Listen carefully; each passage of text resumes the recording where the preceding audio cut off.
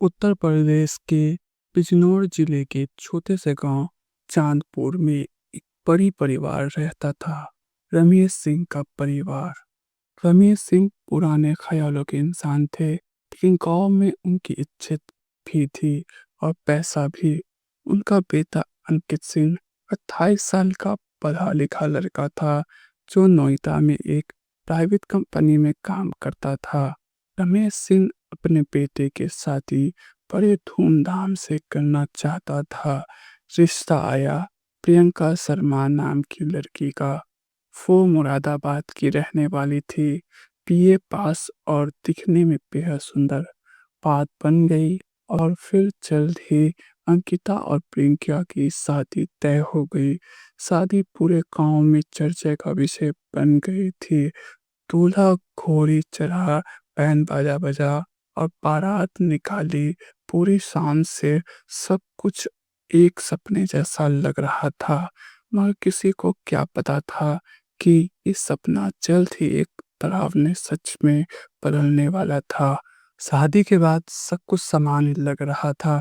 प्रियंका सबके साथ मिलजुल कर बात कर रही थी, लेकिन सुहागरात वाली रात जब अंकित कमरे में गया तो उसे कुछ अजीब सा महसूस हुआ। प्रियंका बिल्कुल खामोश बैठी थी, उसकी आंखों में डर था। अंकित ने पूछा, सब ठीक है ना? प्रियंका ने बस सिर हिला दिया, हाँ मैं। लेकिन उसकी आंखें कुछ और ही कह रही थी। कुछ दिन बीते, प्रियंका की हरकतें और भी अजीब होने लगी। वो अक्सर कमरे में अकेले बैठी रहती, रात को चुपचाप रोती और कई बार किसी से बात करती जो वहां होता ही नहीं। अंकित ने कई बार पूछा, लेकिन वह हर बार मुस्कुराकर बात को टाल देती। घर वालों को भी लगने लगा कि शायद उसे मायके की याद आ रही है। हर बात तो कोई सोच भी नहीं सकता था। एक दिन अंकित ने देखा कि प्रियंका अक्सर एक पुराना मोबाइल फोन इस्तेमाल करती है, जो उसने कभी उसे नहीं दिया था। शक हुआ तो एक रात चुपचाप उसका फोन चेक किया। फोन में कई ऐसे नंबर थे जो सेव नहीं थे, चैट और सबसे डिलीट किए जा चुके थे। लेकिन एक नंबर बार बार कॉल में दिख रहा था, राहुल। अंकित का शक हुआ। उसने कॉल रिकॉर्डिंग ऐप इंस्टॉल कर दिया। 2 दिन बाद एक रात प्रियंका की कॉल रिकॉर्डिंग में सुना गया, प्रियंका, मैं अब ज्यादा देर इस घर में नहीं रह सकती, मुझे डर लगने लगा है। राहुल, डर मत, सब प्लान के हिसाब से चल रहा है, जल्द ही काम पूरा होगा। प्रियंका, लेकिन वो मुझ पर शक करने लगा है। राहुल, तो उसे हटाना पड़ेगा, समझी ना? अंकित के जैसे दुनिया हिल गई, जिसे वो अपनी बीवी समझ रहा था। वो किसी और से मिलकर उसके खिलाफ साजिश रच रही थी। उस रात अंकित पूरी रात नहीं सो पाया। अगली सुबह उसने अपने एक दोस्त को ये सारी बातें बताई और तय किया कि वो प्रियंका का पीछा करेगा। 2 दिन बाद प्रियंका बोली कि उसे मंदिर जाना है। अंकित ने चुपचाप उसके पीछे बाइक से पीछा किया, लेकिन प्रियंका मंदिर नहीं बल्कि गांव के बाहर एक सुनसान खेत में गई। वहां एक लड़का पहले से उसका इंतजार कर रहा था, राहुल।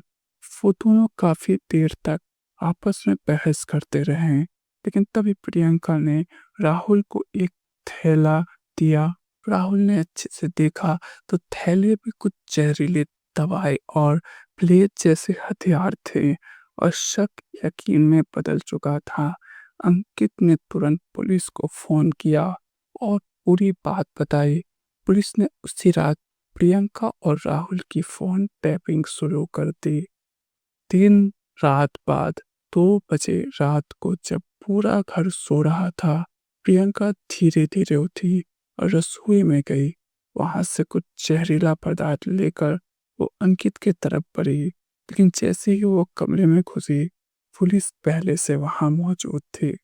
प्रियंका रंगे हाथों पकड़ी गई। थाने में पूछताछ के दौरान जो बातें सामने आई, उसने सबको हिला दिया। प्रियंका और राहुल पहले से प्रेमी थे, लेकिन राहुल बेरोजगार था और प्रियंका के घर वाले उसकी शादी उससे नहीं करवाना चाहते थे। इसलिए उन्होंने मिलकर एक योजना बनाई। योजना ये थी कि प्रियंका किसी अमीर परिवार से शादी करेगी और शादी के बाद पति को धीरे-धीरे मार देगी। उसके बाद वो सारा पैसा लेके राहुल के साथ भाग जाएगी। इस प्लान के लिए प्रियंका ने 4 महीने तक एक्टिंग की, शादी की, सबका विश्वास जीता और फिर कत्ल की तैयारी शुरू की।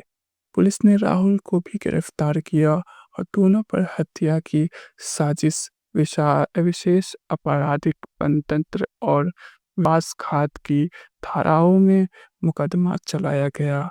कोर्ट में मुकदमा करीब 13 साल तक चला। सबूत पक्के थे, कॉल रिकॉर्डिंग, फोन चैट्स, गवाह, सब कुछ पुलिस के पास था। आखिरकार 2023 में कोर्ट ने फैसला सुनाया। प्रियंका और राहुल दोनों को उम्र कैद की सजा मिली। अंकित अब भी जिंदा है, लेकिन उसने दोबारा शादी नहीं की। उसने गांव छोड़ दिया और नोएडा में अकेले रहने लगा। लोग अब भी कहते हैं, जो हाथों में मेहंदी रचाकर आई थी, उन्हीं हाथों से खून करने चली थी। कभी-कभी शक एक ज़रूरी चीज़ होती है।